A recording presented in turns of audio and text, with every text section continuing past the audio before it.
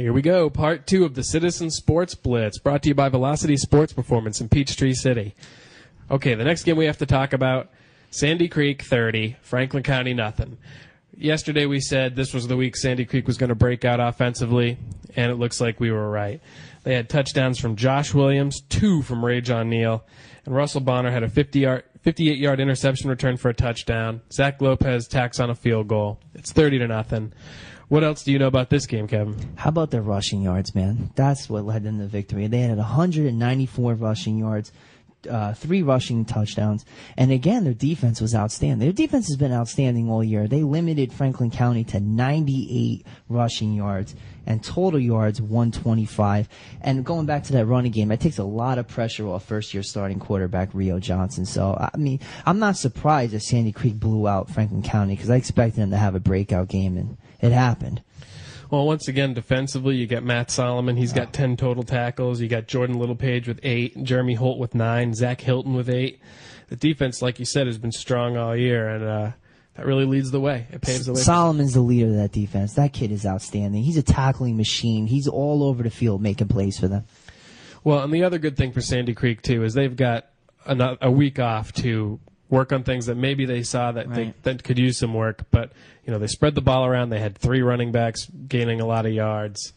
And like you said, the passing game got on track a bit. So good job for Sandy Creek. And you know it has to feel good for them going into a bye week with a victory, too. Absolutely. You know, you've seen a lot of positive, and they open up the region when they come back. They're at Villarica, so that's big for them. Now, another big game last night was McIntosh at Westlake.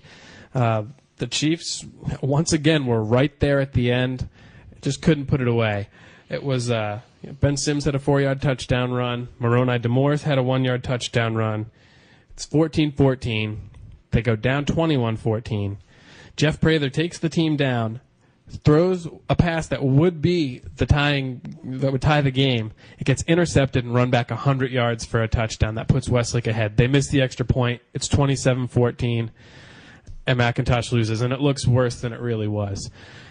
Where does McIntosh go from here? What do you take away from this game? You hope that they just keep developing. You know, they're solid. It's a solid football team. It's just the way they're losing games. It's just they had that fluke play last week against East Coweta, a deflection, a kid catches it for a touchdown. You know, I think you also have to look at it and say, okay, we lost to East Coweta, we lost to Westlake.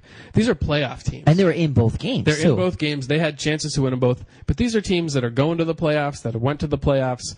You know, so you've got to look at yourself and say, we can hang with these guys this year. And I know that nobody wants to play McIntosh now. This is not a team that you can put your JV in the fourth quarter anymore. This is a game that's going to take you to the wire, right. And if you're not careful, they're going to nip you in the butt. They're no longer pushovers. They used to be that easy game on the schedule. I'm sure you would agree that this is the most competitive McIntosh team either one of us has seen. Oh, absolutely. Some other players that stepped up last night, Bradley Larson, Dayon Epps, you know, they both played well. So I think the Chiefs, they have Banneker next week. It's another region game. They have a chance to bounce back. I know last year they had a chance to beat Banneker, so maybe that's the mantra. You know, that could be their second win of the year. So that's what we take away from that. Now another game last night was Our Lady of Mercy versus Athens Christian. It was 14-14 at the half.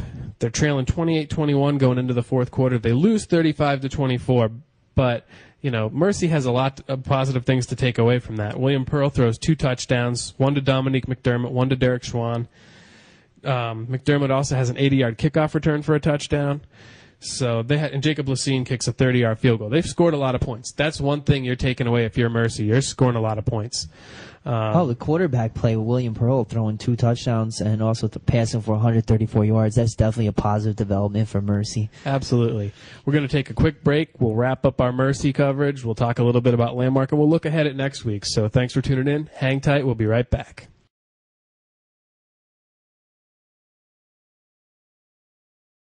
All right, welcome back to the Citizen Sports Blitz Part 2, brought to you by Velocity Sports Performance in Peachtree City.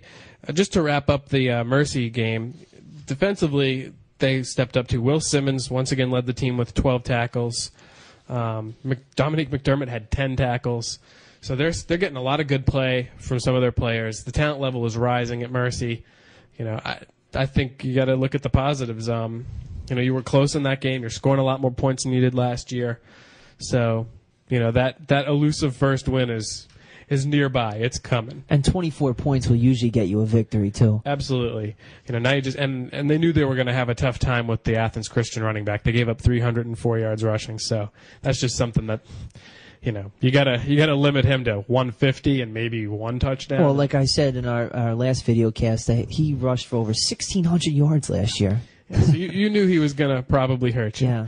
Now, we don't have a ton of information on Landmark. They did play Pacelli last night. They lost 25-17. There were 2 touchdowns by Tanner Bryant, 1 to Jimmy Eden, 1 to Walter Leonard. But Pacelli was just a little too tough for them last night. So, you're 1-2 if you're Landmark. You're looking at the positives that, you played a tough team. You hung in there. You were just a little short. I'm sure Landmark will be there at the end. They're definitely going to be one of the top teams in the region. They should definitely have one of the 4 playoff spots. So. And that loss came against a ranked team, too. I think Pacelli's ranked 10th in the state. Right. So you know that you're competitive with a top 10 team, and that's good to know.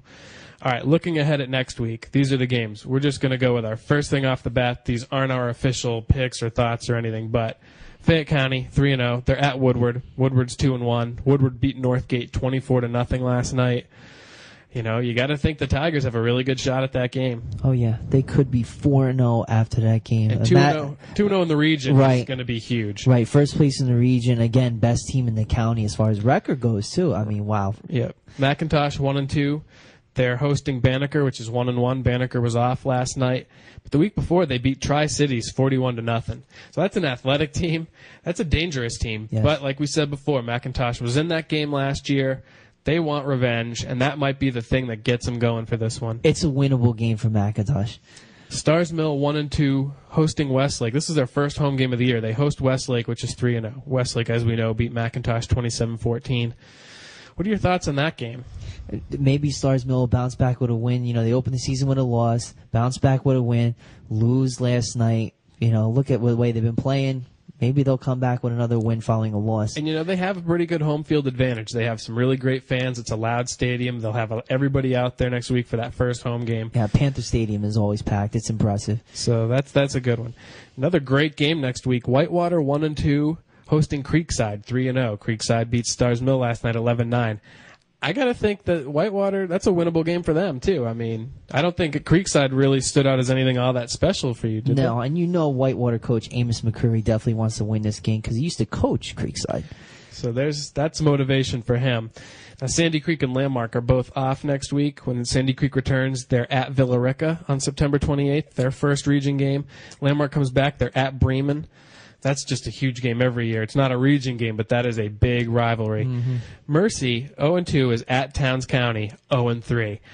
Towns County's only scored 18 total points this year. You know that Brian Pinnabell is going to have his team hyped up for that game. That is definitely one that he's got circled as a possible win for his team. Somebody has to win this game. That's right. We're pulling for the Fighting Catholics. Get that first win of the season, guys. And that would be huge because after that they go into their region schedule, I think. So that's another big game. Right, build momentum going into the region schedule with a win. So that's where we're at. Thanks for tuning into the Citizen Sports Blitz. We're going to be back on Wednesday. We'll be talking softball and volleyball, everything that happened this weekend. There's a lot of big tournaments, the Love It Block Party.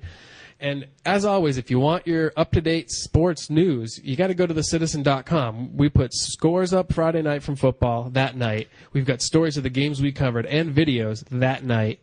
Over the weekend, as we talk to coaches and more stats filter in, those stories are getting updated. And then come Monday, everything we get from what happened on the weekend is going up as fast as we get it. Citizen.com is the place for sports news. You got to come here to get it. And the Citizen Sports Blitz, we're now established. This is our studio. And if nobody has noticed, we have an autographed Joe Montana jersey behind us, which is awesome. That's right. It will be for sale at Sports Cards and Collectibles come November. That's in Fayetteville. And be sure next Saturday to go drop by and check out Yunel Escobar from the Atlanta Braves. He'll be signing autographs from 10:30 to noon at Sports Cards Collectibles. So once again, thanks for tuning in. We'll see you next week. Have a great weekend.